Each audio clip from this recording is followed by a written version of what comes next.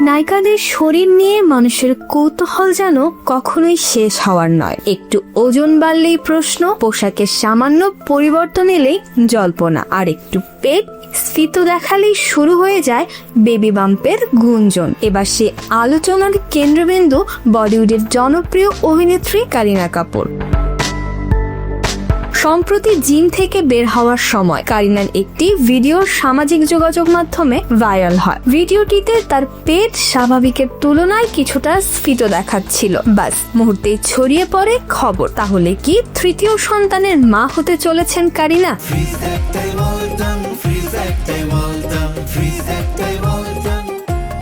নেটিজেনদের এক অংশ যখন বিষয়টি নিয়ে নানা হিসাব নিকাশ শুরু করেছেন, তখনই সামনে এলো আসল তথ্য।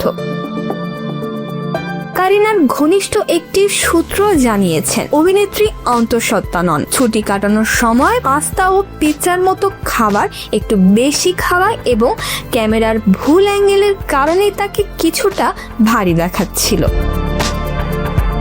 বিষয়টি নিয়ে মজাও কম হয়নি। ঘনিষ্ঠ সূত্রের ভাষায় সেটি কোনো বেবি বাম্প নয়, বরং নিছকই পিৎজা টামে। অর্থাৎ আপাতত কারিনার জীবনের নতুন অতিথি আসার কোনো খবর নেই। একটি ভিডিও, একটি ভুল অ্যাঙ্গেল এবং আর কিছু বাড়তি পাস্তা, পিৎজা, এই তিনেই তৈরি হয়েছিল পুরো রহস্য।